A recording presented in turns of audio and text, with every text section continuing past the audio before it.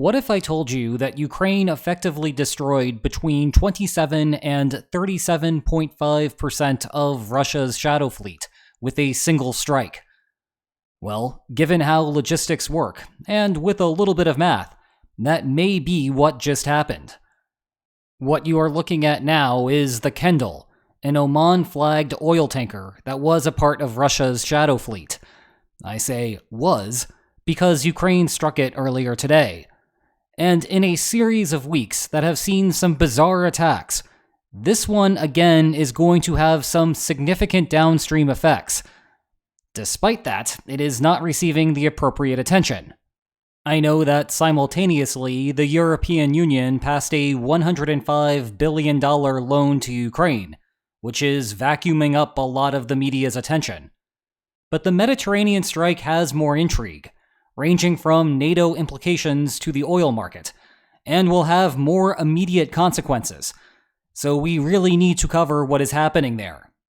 As such, we are going to discuss how Ukraine pulled it off, how the shadow fleet will have to adjust to the new situation, and the Kremlin's political response to it.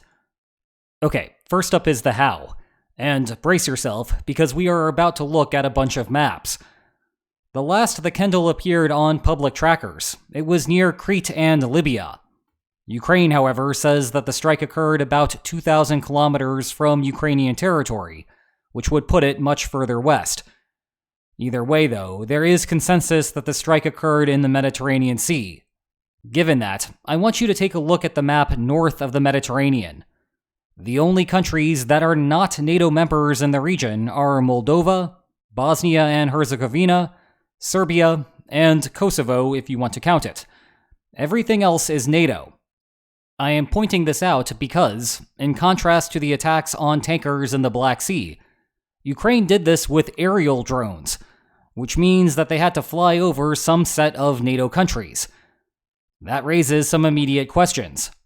Unless Ukraine snuck a secret operations team to a Mediterranean coastline, the drones spent substantial time over NATO countries. Surely they would have come up on radar. But you will notice that no one said anything as it was happening. You will further notice that, as far as I have heard, no one is really talking about it either. You are not hearing Allied leaders complain of Ukraine's blatant violation of their sovereignty. Again, that raises questions. Did Allied countries know about the attack ahead of time? Did Ukraine clear the operation with the Allies? Have the Allies gotten so fed up with Russian drones veering off into NATO skies that they are okay if Ukrainian drones just so happen to fly over their own skies to hit Shadow Fleet targets? Or did Allied countries learn about the operation as it was happening and just warmed up the popcorn machine to learn what the endgame was in real time? As a related note here, I should point out that Poland sits directly between Ukraine and the Baltic Sea. If there is active cooperation with such strikes, then Ukraine could clandestinely transport sea drones to the Baltic with only one country's approval. Put a pin in that for a minute. The second thing worth working through is what the Kendall was actually doing as it passed through the Mediterranean, and what it means for Russia going forward. The tempting guess is that it was headed to or from a Black Sea port to reload oil there or deliver the oil to a buyer.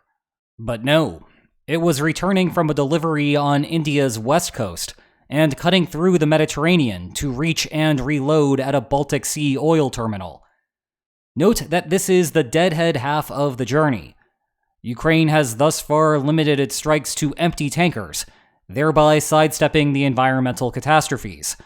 That will become important for our math in a moment. But if the charted course sounds familiar, it is because of the whole Houthi thing, shutting down the Bab el-Mandab Strait and effectively killing the Suez Canal shortcut. Well, we are basically looking at that problem again.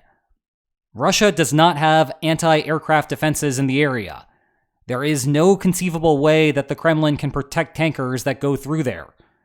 The only way to overcome the problem is to simply go around Africa, the same headache facing Western countries due to the Houthis' actions. The math on this is bad. The detour adds an extra 15 days to the trip.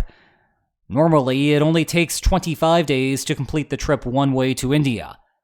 Thus, Russia is looking at a 60% increase in travel time.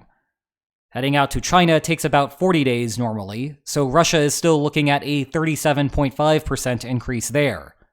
I am speaking in percentages here, because Russia cannot just conjure up new Shadow Fleet tankers out of thin air. Actually, thanks to Ukraine, just the opposite is happening to them right now. They seem to be mysteriously dropping off the planet. In that light, let's do some more precise calculations.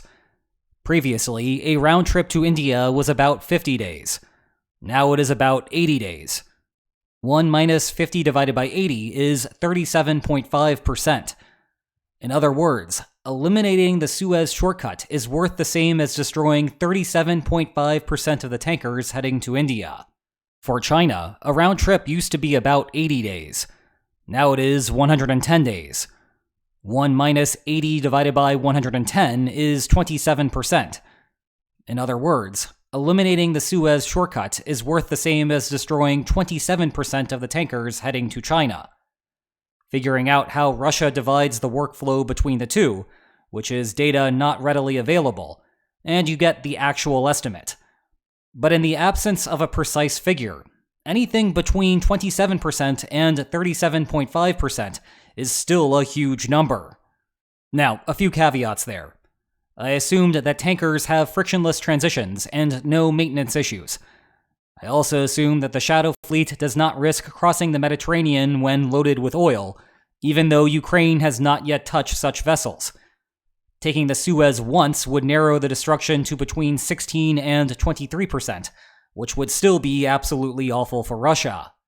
This is also day one of the problem for the Kremlin.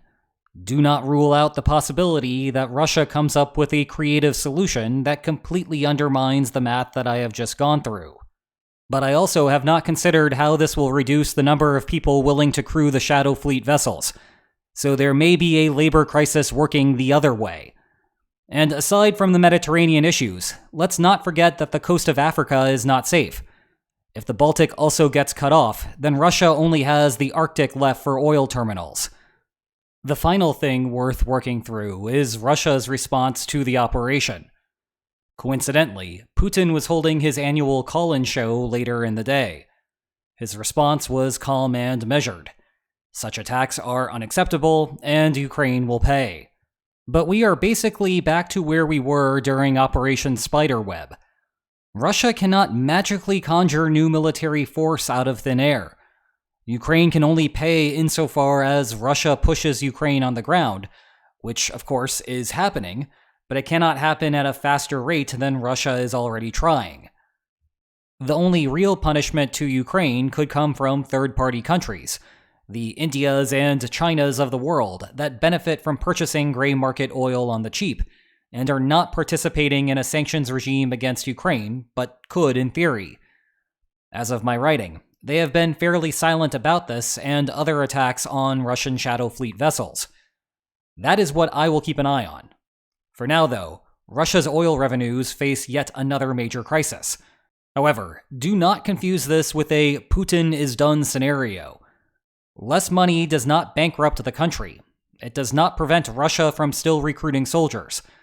Worst case scenario, it does not prevent Russia from ending its offensive and switching to a military strategy to hold on to the territories that it has occupied so far. But it does create new headaches for those who pull Russia's financial strings, and that makes it a good day for Ukraine. Meanwhile, you can turn a good day into a great day for yourself by reading one of these two fantastic books about the war. Check the video description for more information about them.